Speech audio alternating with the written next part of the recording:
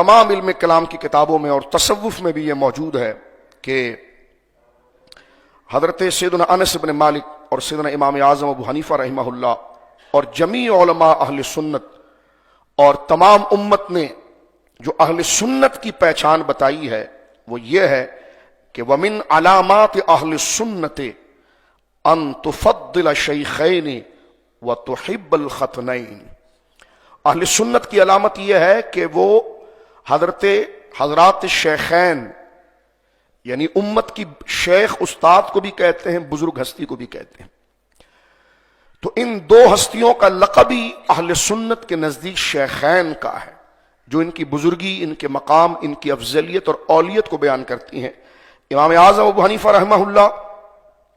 और तमाम इल्म कलाम अहले सुन्नत व जमात की अलामत यह है कि सुन्नी कौन है, नमाज रोजा ज़कात हज वो सब कुछ करेगा, ज़रूरियात दीन के तमाम चीज़ों का वो इकरार भी करेगा,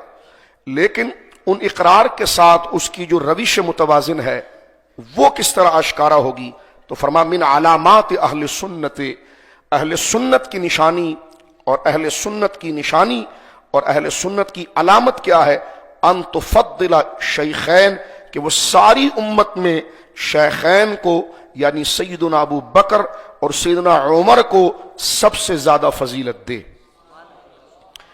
व तुहिब्बुल खतनैन, खतन दामाद को कहते हैं, और उसके बाद हजरत सैयदना उस्मान और सैयदना मौला मुर्तजा शेर खुदा रदी अल्लाह ताला अन्हु से मोहब्बत का वो इजहार करे। तो ये चार यारों की तरतीब को इस तरह बरकरार रखना इंशाअल्लाह जब दर्स होगा तफसील करेंगे, लेकिन इसमें अहले सुन्नत की अलामत ये जिक्र की गई है कि इन चार, क्योंकि ये चार हस्तियां जो है सारी उम्मत में अफजल तबका जो है वो सहाबा का है, और सहाबा किराम में सबसे अफजल तबका जो है वो इन चारों का है, और इन चारों में जो सबसे अफजल हैं वो शुरू के दो हैं, और दो में जो सबसे अफजल हैं वो हजरत अबू बकर सिद्दीक है। इसमें किसी का कोई इख्तलाफ नहीं है, ना कादरियों का, ना चिश्तियों का, ना नक्शबंदियों का, ना सहरवर्दियों का, ना हनफियों का, ना मालिकियों का, ना शाफियों का, ना जनाब हनफियों का, ना इमाम अशरी का, ना इमाम मातुरीदी का। यानी इल्म कुरान और हदीस के जितने मकतब है तमाम के नजदीक ये इजमाई अकीदा है, क्योंकि ये अकीदे का मसला है और अहले सुन्नत की अलामत है। तो जितने अहले सुन्नत हैं, चाहे वो खुद को हनफी कहें, मालिकी कहें, शाफई कहें, हनफी कहें, हनाबिली कहें, चाहे वो हजरत इमाम अबू मंसूर मातुरीदी रहमहुल्लाह की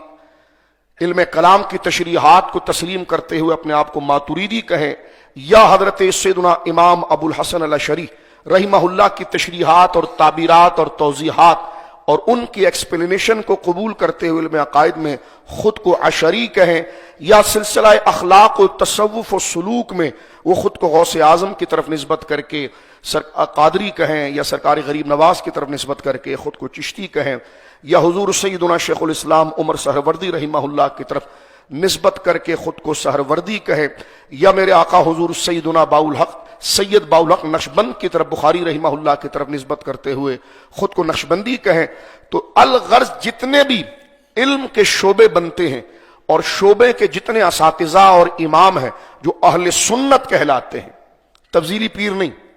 जो अहले सुन्नत कहलाते हैं, उनके नजदीक ये इजमाई अकीदा है कि उस सुन्नियत की अलामत में क्या है कि फरमाया कि मिन अलामात अहले सुन्नत अन तुफद्दिल शैखैन, कि वो बाद अंबिया सारी खुदाई के अंदर अबू बकर उमर रदी अल्लाह ताला अन्हुमा को फजीलत देते हैं, और इनमें हजरत सैयदना अबू बकर सिद्दीक रदी अल्लाह ताला अन्हु को फजीलत देते हैं। और जुमे के खुतबे में उनका इमाम सारी उम्मत की तर्जुमानी करते हुए जुमला कहता है कि अफजलुल बशर बादल अंबिया बित्तहकीक हुजूर सैयदना अबू बकर सिद्दीक रदी अल्लाह ताला। ये अहले सुन्नत व जमात का इजमाई अकीदा है। इस मुद्दई और मुद्दा अलैह दोनों के फैसले को सुनने के बाद जब काजी एक के लिए फैसला, जब वो फैसला नतीजा कानून डिक्लेयर कर दे ये,